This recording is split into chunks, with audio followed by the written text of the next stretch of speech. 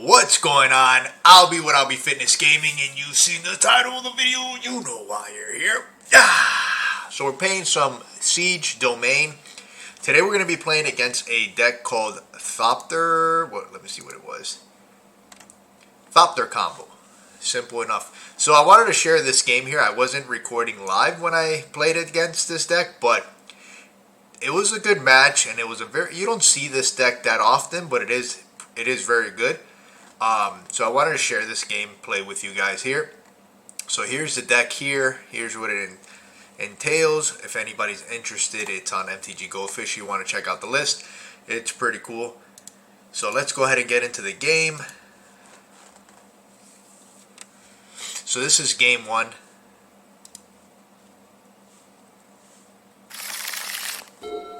So I'll just let it play out here so you guys can watch it. So we had a one lander here. We're going to lead with the Wild Nacatl off a Temple Garden. We were lucky enough there to draw into the Xander Lounge to get Domain. So Stoneforge Mystic here. We have a Bolt for that. So we have a really quick hand here with 3 Wild Nacatls, which is good for us. And as you can tell, the opponent here didn't really have a chance. We were really aggressive and fast, and we had every piece. We had we had an answer for everything they were playing, and we also had stubborn denial. So that was that game. Pretty straightforward. So let's go to All right, let's go to game 2.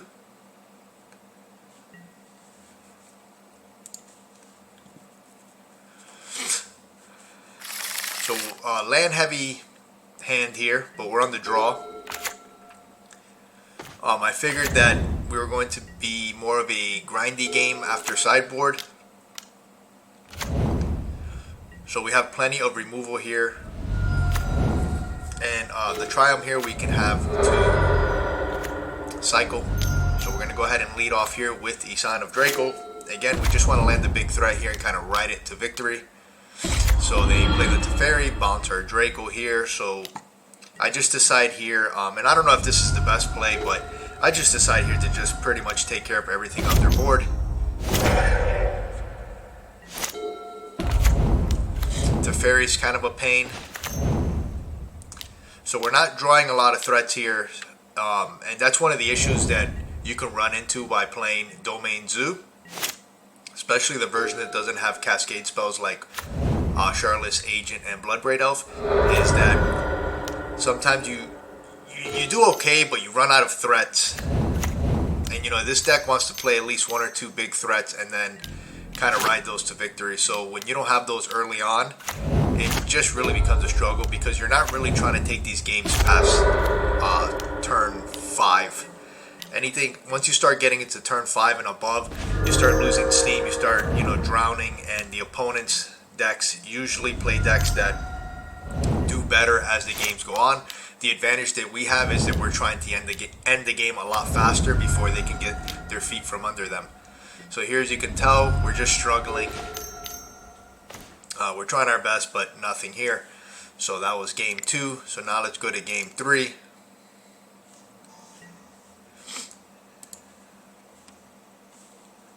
So we're on the play here. So we're going to lead with the Wild Nacatl. We have the Dromoka's Command here, which is not something we can cast currently with our mana. Now we did board in the Consume All, and there it is right there,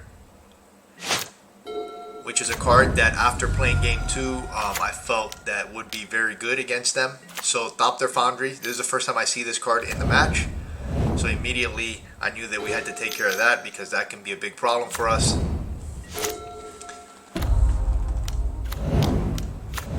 So there's the sword. Luckily for us, we do have the Leyline Binding for that, but we're going to go ahead and try to get our clock started here. Going to get rid of the Stubborn Denial because the other 3 cards are just better. And then we're going to take that sword. We're just trying to keep them from being able to either combo off or start to develop their board. Right now we're at a big lead. We have 2 big creatures here, but now they're starting to kind of make a comeback here. And this goes back to what I said, like we're really trying to end the game by turn 5. Once we start going past those turn 5, like, things just get a little bit harder. We can obviously still win if we have a good board and some good cards in hand, but the goal is to try to end the game as fast as possible with this deck. We're not trying to play around, we're not trying to mess around. So now they're starting to make their constructs here. Ursa Saga, really good card. Luckily for us, we have Consume All, so we're going to be able to kind of like just wipe their board here. So I'll go ahead and take that. They take our Kavu. They could have had a counter spell here, and it could have been disastrous for us.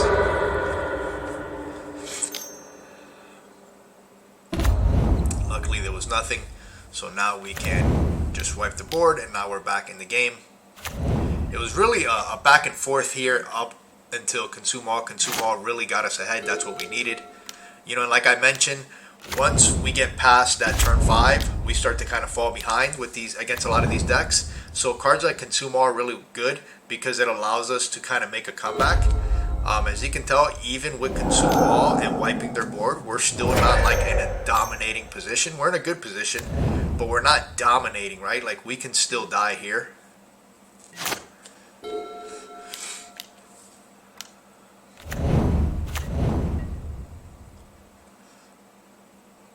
So we have the Dromoka's command here, so we're going to be able to fight and kill that. And then we have Stubborn Denial here in case there's anything that's going to remove one of our creatures. We're trying to hold on to Stubborn Denial to basically stop anything that can kill us.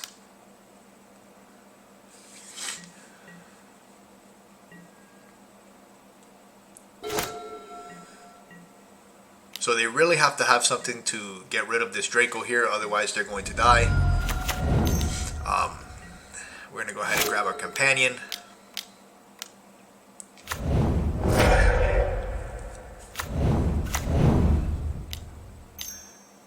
Boom, and I think this is the nail in the coffin there.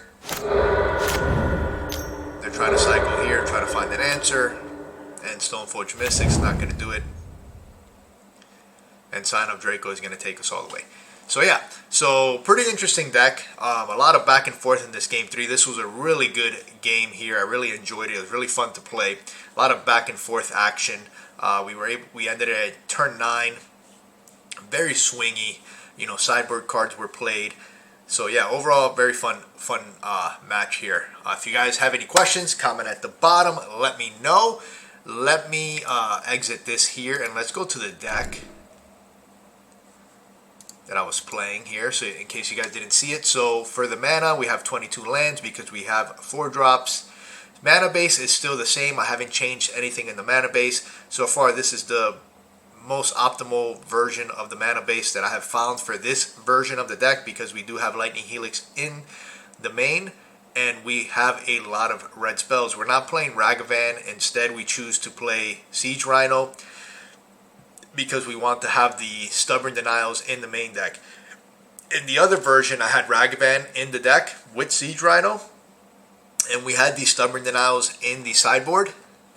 It wasn't a bad version, it was good. I like playing this one. I like being able to protect our threats.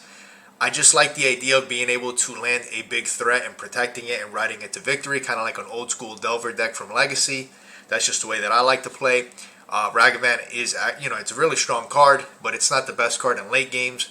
But we do have Siege Rhino to kind of, like I mentioned, try to, you know, finish those games where we get brought into deep waters and we need a bomb to kind of help us get there, which Siege Rhino has performed very well when it comes to that situation.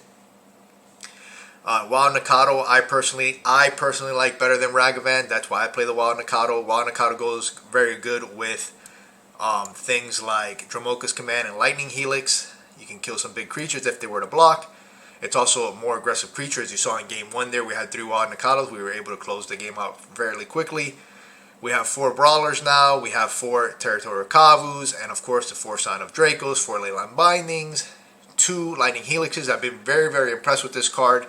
For a while, I've been cycling through Remands and Dromoka's Command and kind of try to figure out which one's the best. So far, I'm really liking Lightning Helix. It's one of those cards that's, You're not going to have like blowouts unless you're playing against maybe like Burn or other Zoo decks and they're not expecting it. But it's just one of those cards that's just good against any deck that you play against. Where when you play Dromoka's Command and Remand, sure, there are games where they can be exceptionally well and do very good. But there's also games where they just do anything. So to me, Lightning Helix has just been the most consistent flex spot for me personally. So that's why we're playing that there. Then of course for the sideboard, we have Rest in Peace, 1 Flusterstorm, 2 Remands. This is questionable here. Not sure if I want to do another Flusterstorm and this can be something else. Maybe like a Wear and Tear. Wear and Tear has been really good, so I wouldn't mind. Maybe we should do a third Wear and Tear. That could be good. Veil of Summer, Consume All. Of course, Jegantha, a singleton Lightning Helix to help us against other aggressive creature decks, or Burn, or just other aggressive decks, period. Or decks that like we don't really have much to sideboard in, but maybe for example we don't need Stubborn Denial, like a Death and Tax, just other creature decks basically. Where you're not going to really need these Stubborn Denials. We need stuff to bring in. We got 2 Dromoka's Command, that's still needed, and of course Wear and Tear. Might be taking out a Remand for a third Wear and Tear and maybe turning the other Remand into a second Flusterstorm. I haven't decided yet. I got to do some more testing. But as of right now, this is the sideboard that I've been playing. I'm really liking the sideboard here. We're not playing Teferi. Teferi's a great card, but I don't know. I haven't really ran into matchups where I feel like, oh man, I wish I had a Teferi. In the matchups that I would bring Teferi in, usually you just want to be countering stuff anyways, which is like Cascade decks. So I'd rather just have a bunch of counter spells for those decks than Teferi. Teferi's pretty slow, and they have a lot of workarounds that. But that's just my opinion based on the testing that I've done. But yeah, here's the deck. If you guys have any questions, comment at the bottom. I've been really enjoying this list here. If there was any misplays you saw there, I know it's going really fast, so it's going to be hard to tell. Just comment at the bottom any questions and let me know. Don't forget to like, subscribe, share, hit that notification button. I post videos daily. Thank you, my friends, so much for watching, and peace out.